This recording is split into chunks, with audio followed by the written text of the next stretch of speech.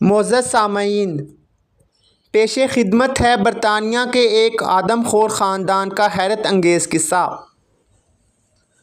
ایک شخص کا قصہ جو انسانی لاشوں سے اپنا پیٹ بھرتا تھا۔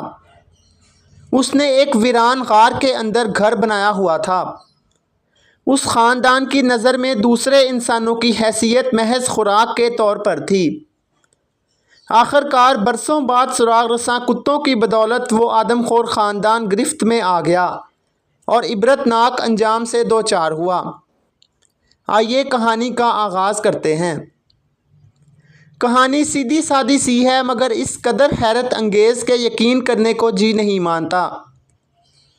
سانے بین اسکاٹ لینڈ کا رہنے والا تھا۔ جیمز ششم کے زمانے میں ایڈنبرگ کے قریب ایک گاؤں میں پیدا ہوا۔ اس کا باپ کھیتی باڑی کرتا تھا اور اسے بھی یہی کام سکھایا گیا، لیکن اس کی طبیعت شیطانی رنگ اختیار کرتی جا رہی تھی۔ ذرا جوان ہوا تو اس نے گھر بار چھوڑ کر اپنی صلاحیتوں کے بل بوتے پر روزی کمانے کا پکا ارادہ کر لیا۔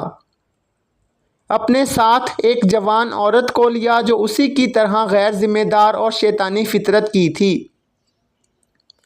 دونوں نے مل کر اسکاٹ لینڈ کے ساحل گالوے کے قریب عجیب و غریب گھر تعمیر کیا۔ ساحل پر ایک چٹان کھڑی تھی جس کے اندر 1 میل دور تک غار چلا گیا تھا۔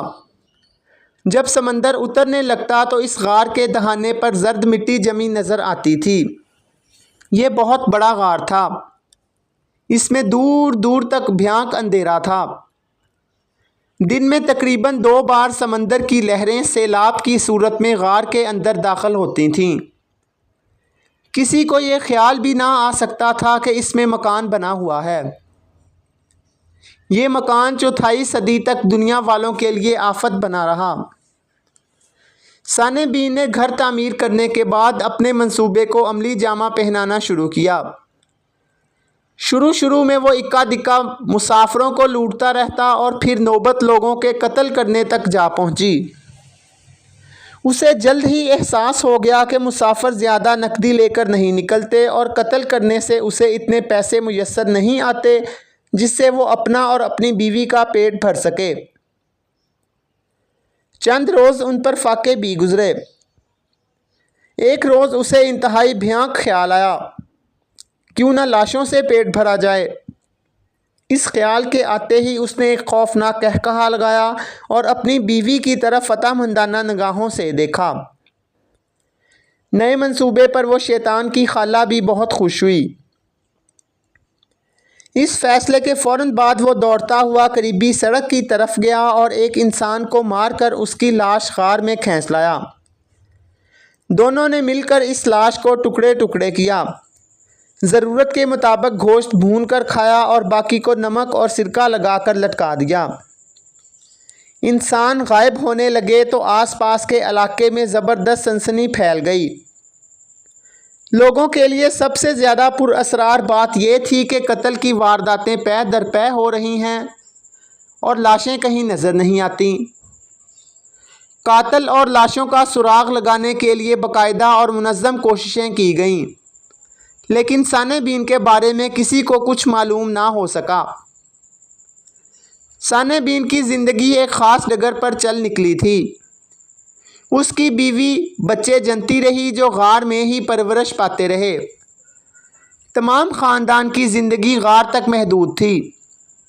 غذا کا مسئلہ حل ہو چکا تھا۔ لوٹ مار سے جو نقدی ملتی اس سے کپڑے اور دوسری ضروریات خرید لی جاتی تھیں۔ وہ کبھی کبھی قریبی قصبوں میں بھی نکل جاتے، مگر کبھی کسی کو ان پر شبہ نہیں ہوا کیونکہ وہ عام لوگوں کی طرح نظر آتے تھے۔ اس خوفناک ماحول میں سانے بین کے 14 بچے ہوئے اور جوں ہی انہوں نے جوانی کی سرحد میں قدم رکھا، اس نے ان بہن بھائیوں کی آپس میں شادیاں کر دیں۔ وقت گزرنے کے ساتھ ساتھ سانے بین کے 14 پوتیاں اور 8 پوتے بھی ہو گئے۔ ان بچوں کی نظر میں دوسرے انسان کی حیثیت خوراک سے زیادہ نہ تھی۔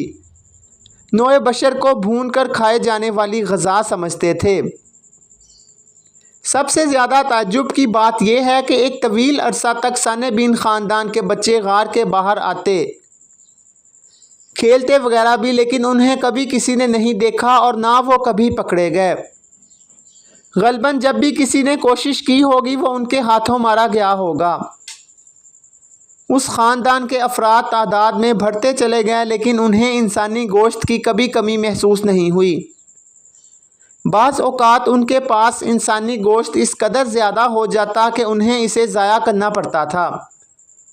چنانچہ کبھی کبھی غار سے بہت دور میدانوں میں انسانی گوشت کے نمکین ٹکڑے ملتے تھے۔ ثانی بن خاندان کو انسانی گوشت کھاتے ہوئے 25 برس گزر گئے۔ ایک رات اس خاندان نے ایک مرد اور اس کی بیوی پر قاتلانہ حملہ کیا۔ یہ جوڑا میلہ دیکھ کر گھوڑے پر واپس آ رہا تھا۔ حملہ آوروں نے پہلے عورت کو پکڑا اور پھر مرد کو گھوڑے سے اتارنے کی کوشش کر ہی رہے تھے کہ دوسری ٹولی نے عورت کا پیٹ چاک کر کے انتڑیاں باہر پھینک دیں۔ مرد نے جب دیکھا کہ وہ ظالموں کے نرغے میں ہے تو اس نے بے خوفی سے مقابلہ کیا۔ اس کی جرأت اور بہادری کا اس منحوس خاندان پر ایسا اثر پڑا کہ اس کے افراد عورت کی لاش چھوڑ چھاڑ کر بھاگ کھڑے ہوئے۔ آخرکار قانون کو قاتلوں کے خلاف مناسب مواد مہیا ہو گیا۔ زندہ بچ جانے والے شخص کو گلاسکو کے چیف مجسٹریٹ کے روبرو پیش کیا گیا، جس نے اس کے سامنے اپنا ہولناک تجزیہ بیان کیا۔ تمام اسرار واضح ہوتے جا رہے تھے۔ قاتل آدم خور بھی ہیں، اسی لیے تو عورت کا پیٹ چاک کر کے آنتیں نکالی گئی ہیں، اور پھر یہ قاتل گلاسکو کے علاقے ہی میں رہتے ہیں۔ مجسٹریٹ نے فوراً اس واقعے کی اطلاع براہ راست جیمز ششم کو دی۔ بادشاہ نے معاملے کو اس قدر اہم سمجھا کہ 400 مسلح سپاہیوں کے ہمراہ بنفس نفیس موقع پر پہنچ گیا۔ ان سپاہیوں کے ساتھ چند سراغ رساں کتے بھی تھے۔ بادشاہ اپنے اہلکاروں کے ساتھ ان قاتلوں کی تلاش میں نکل کھڑا ہوا۔ تمام علاقہ چھان مارا لیکن کچھ پتہ نہ چل سکا۔ ایک روز بادشاہ کے خصوصی اہلکار اس غار کے پاس سے گزر رہے تھے۔ قریب گزر ہی چکے تھے کہ سراغ رساں کتوں نے بھونکنا شروع کر دیا۔ کتوں کے بھونکنے پر گشت کرنے والے ٹھٹکے۔ یہ ذرا ٹھہرے تو کتوں نے تاریک غار میں داخل ہونے کی کوشش کی۔ مسلح سپاہی ان کے پیچھے پیچھے چلتے رہے۔ قدم قدم پر موڑ آتے تھے۔ قریباً 1 میل چلنے کے بعد یہ لوگ اس جگہ پہنچے جہاں ثانی بن خاندان کے لوگ رہتے تھے۔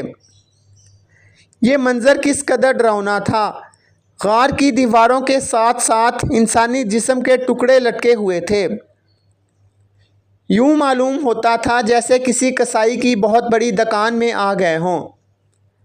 ایک طرف بے شمار قیمتی چیزیں رکھی ہوئی تھیں جنہیں وقتاً فوقتاً لوٹا گیا تھا۔ ایک بڑے کونے میں 25 سال کے جمع شدہ انسانی ڈھانچوں کا انبار لگا ہوا تھا۔ ثانی بن کے تمام افراد ایک گھات میں چھپے بیٹھے تھے۔ کچھ دیر تھوڑی سی جھڑپ بھی ہوئی، لیکن ان کا بچنا محال تھا۔ آخرکار انہیں باقاعدہ حراست میں لے لیا گیا۔ بادشاہ انہیں اپنے ساتھیوں کے ساتھ لے کر خود ایڈنبرگ پہنچا۔ قیدیوں میں 27 مرد اور 21 عورتیں تھیں۔ ثانی بن خاندان کے تمام افراد کو سزائے موت دی گئی۔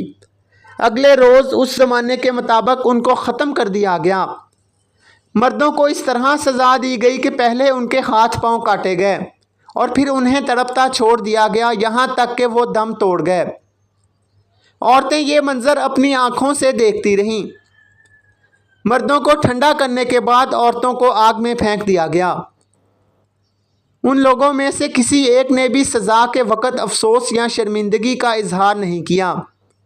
البتہ چند مجرم بار بار پوچھتے رہے تھے کہ ہمیں کس جرم کی سزا دی جا رہی ہے۔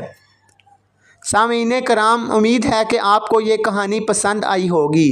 آپ کی سماعتوں کا شکریہ۔